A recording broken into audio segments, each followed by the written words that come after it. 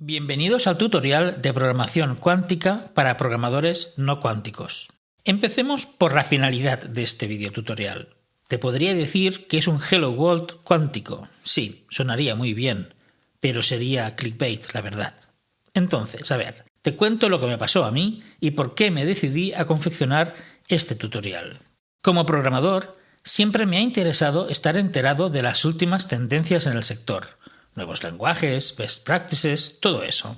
También es cierto que siempre me ha atraído el mundo de la física cuántica. La realidad última parece más cercana a Gandalf el mago que a Einstein el físico. De cualquier forma, siempre me pareció fascinante. Y un día, cuya fecha soy incapaz de recordar, oí algo sobre la computación cuántica. O sea, que basándose en esa misteriosa física cuántica, se podrían hacer operaciones, en principio en paralelo, para obtener tiempos de computación muchísimo mejores. Así que hice lo que siempre se hace en estos casos, buscar en Google. ¿Y qué es lo que encontraba? Pues dos cosas totalmente diferentes. Por una parte, vídeos divulgativos de corta duración, donde se exponía que la computación cuántica será toda una revolución, que se basaba en el principio cuántico de la superposición, que es como hacer los cálculos todos a la vez en paralelo. Y que con unos cuantos qubits, que es como se llaman los bits en este mundillo, pues se pueden disminuir drásticamente los tiempos de cálculo justo porque los qubits procesan esos cálculos en paralelo. Todos esos vídeos eran sorprendentemente parecidos y no iban más allá. Y sí, impresionante, pero ¿cómo se llega a eso? ¿Cómo? Por otra parte, encontraba otro tipo de información totalmente diferente a los vídeos comentados. Con lo que me tropezaba era con escritos matemáticos ininteligibles para mí. Tengo formación académica técnica y en la universidad estudié algo de física, estadística, cálculo, análisis, álgebra, pero estaba claro que no era suficiente para entender esos garabatos. Uno de los ejemplos que a menudo se comentaba en esos vídeos introductorios era una operación en concreto, la factorización de un número. El motivo es porque la encriptación y la seguridad de los datos y comunicaciones hoy en día se basa en que la factorización es una operación computacionalmente costosísima. Y la computación cuántica podría mejorar enormemente esa operación de factorización y eventualmente romper ese cifrado. Por si os viene de lejos, factorizar un número al final es encontrar qué números, los factores, que al multiplicarlos entre ellos den justamente ese número inicial. Por ejemplo, la factorización de 15 es 3 y 5, porque 3 por 5 es 15. Con números pequeños, el coste computacional pues es pequeño, pero con números grandes, que es en lo que se basa la encriptación que usamos actualmente, pues no disponemos de ordenadores capaces de calcular dichos factores en un tiempo razonable. Por otra parte, cuando intentaba entender el algoritmo que se usa para la factorización, era un galimatías matemático que no entendía. Ahora sé que era porque se usa un método que requiere matemáticas avanzadas. Y lo digo así porque yo no las había estudiado, no por nada más. Así que guardé mi frustración en los bolsillos y poco a poco iba intentando entender lo que era un qubit, las puertas cuánticas y operaciones básicas con esas puertas, e intentaba comprender algunos de los algoritmos básicos. Hasta que un día topé con la web de IBM de computación cuántica que ponía a nuestra disposición un montón de información y no solo eso, sino poder ejecutar nuestros circuitos en su computador cuántico real de 5 qubits por aquellos momentos. Y entonces pasó que vi que ofrecían la posibilidad de, en vez de ejecutar en el ordenador cuántico de esos pocos qubits, pues ejecutarlo en un simulador de más qubits. Seguro que para un experto en la materia le hará gracia lo que voy a decir, pero para mí fue una revelación. La computación cuántica se podía simular. Claro, ahora entendía que esas operaciones matemáticas que describían el comportamiento de las puertas cuánticas se podían programar con un ordenador convencional.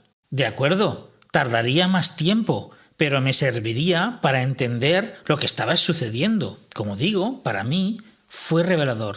Entonces pensé, ¿se podría simular el comportamiento de los qubits en Java, por ejemplo? ¿Y simular cómo actúan las puertas cuánticas e intentar construir un circuito que haga efectivamente una factorización de un número, aunque sea pequeño, solo para entender cómo funciona todo esto. El problema principal con el que me encontré fue que el algoritmo de Shor, que es el óptimo para la factorización, como dije antes, no lo entendía. Sin embargo, había otro algoritmo que en la literatura no lo usaban para factorizar, pero sí lo podía llegar a entender, aunque fuese solo un poquito. Y me parecía bastante alucinante lo que ese algoritmo hacía. Ese algoritmo era el algoritmo de Grover, que oficialmente está diseñado para ser usado como un algoritmo de búsqueda. Y como ya entendía cómo funcionaban básicamente las puertas cuánticas, empecé a maquinar la manera de montar un circuito que me factorizase un número usando Grover.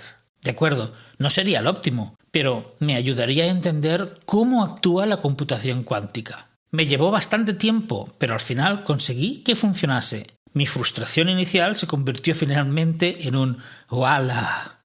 Entonces pensé que estaría bien hacer llegar este viaje a los programadores corrientes que, como yo, se interesasen por la computación cuántica, ayudar a entender cómo funciona internamente. Así que empecé a construir el tutorial y a rehacer todo el código. Mientras tanto, tomé un posgrado en tecnologías cuánticas en la UPC, en plena pandemia, para saciar mi curiosidad sobre el tema, a la vez que me afianzaba con los conceptos que iba plasmando en el tutorial. Así pues, este tutorial es una guía paso a paso de cómo simular un circuito cuántico que factorice un número. Evidentemente, el número va a ser pequeño. Entonces, todo el viaje va a ser para llegar a un algoritmo cuántico que poniendo un 21 en la entrada obtengamos sus factores, esto es 3 y 7. El tutorial va dirigido a programadores o gente que tenga nociones de programación. Esto es importante porque no nos vamos a parar en las cuestiones de programación ni en la instalación de las herramientas necesarias para programar. Tenlo en cuenta porque es importante. Es cierto que la primera parte, que son las nociones más teóricas, sí se puede seguir por alguien que no tenga nociones de programación. Sin embargo, cuando empezamos a modelar esos conceptos, pues ahí ya sí que se tiene que saber qué son las clases, variables, etc. Reitero la importancia de este punto, ya que no se podrá seguir la parte de programación si no se tienen esos conocimientos básicos. Utilicé el lenguaje Java por ser uno de los más extendidos, aunque fácilmente podrías usar otro lenguaje de tu preferencia si quisieras, y vas copiando y adaptando el código. De hecho, eso sería preferible, ya que haría que tuvieses un conocimiento más profundo de todos los temas que se exponen. He de reconocer también que en mi vida profesional no programo en Java regularmente, pero es que el nivel de conocimiento del lenguaje para este tutorial es bastante básico y todos los resultados se muestran por consola, así que eso no debería ser un problema. Por otra parte, la más teórica se basa en matemáticas, sí, pero para el caso que nos ocupa son matemáticas bastante elementales. Ahí sí nos pararemos un poco más, pero tampoco mucho más, lo suficiente para presentar el concepto y poderlo programar. Las matemáticas que se usan son la suma y multiplicación de matrices y vectores, así como los números llamados complejos. Eso no debería asustar a nadie que lo haya visto en el instituto y le quede un poco lejos, ya que, como digo, vamos a repasar esos conceptos un poco más a fondo para recordarlos y poderlos programar. Evidentemente, si jamás viste un número complejo o una matriz, pues te va a costar un poco más e incluso requerirá un pequeño esfuerzo adicional por tu parte para ir a buscar más información al respecto. Sin embargo, el nivel necesario es muy básico. Y luego, como se programa para simularlo, pues ya se puede abstraer. ¿Y cómo está estructurado este tutorial? Pues primeramente la parte básica y teórica, donde se explica qué es un qubit y qué es un estado cuántico y cómo se modeliza con vectores de números complejos.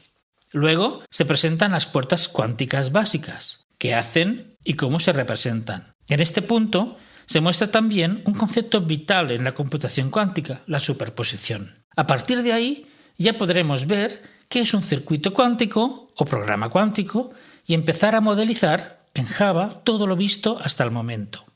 Una vez se han sentado esas bases, se va a empezar a mostrar circuitos cuánticos que realizan ciertas operaciones aritméticas y de comparación. se empieza con los circuitos que suman dos números. Más adelante se muestra cómo sería un comparador cuántico y por último un multiplicador cuántico. Evidentemente, todos esos circuitos se modelizan en Java para poder simularlos. Llegados a este punto, se montará un circuito que multiplica y luego compara. Ese circuito, al poner la entrada en superposición, será la base de la factorización, porque ese circuito es el que procesa todos los resultados posibles. Sin embargo, falta la pieza que da sentido a todo lo anterior, y es el algoritmo de Grover, que hace que, de todos los resultados computados, solo sean válidos los que son solución al problema. Finalmente, se verá cómo en la ejecución de la simulación de la factorización del número 21 obtenemos el resultado esperado, esto es, el 3 y el 7. Es un viaje exhaustivo, es decir, cada concepto, cada caso se muestra, se explica la teoría, se programa y se prueba. A veces puede parecer que esta exhaustividad es excesiva y quizás el material se vuelve farragoso en cierto momento. Pero creo que es la mejor forma de no dejarse nada en el tintero y de que sea autoexplicativo. También es cierto que está editado de tal forma que se ha condensado lo máximo en el tiempo. Así que será normal si tienes que tirar para atrás en el vídeo y repetir ciertos pasajes. El objetivo final es poder ver cómo esos conceptos cuánticos que parecen mágicos funcionan y si se aplican de cierta manera se consigue el resultado deseado. Sin embargo, comprender la naturaleza cuántica en su esencia, es decir, el porqué de esos estados cuánticos, la superposición y los conceptos físicos subyacentes, está totalmente fuera de este tutorial. De hecho, los científicos no se ponen de acuerdo en esas implicaciones finales. Y para concluir esta presentación, decir que este tutorial ha sido creado pensando en qué me hubiese gustado a mí encontrar cuando empezaba a buscar información al respecto. Así que espero que te sirva para ese fin.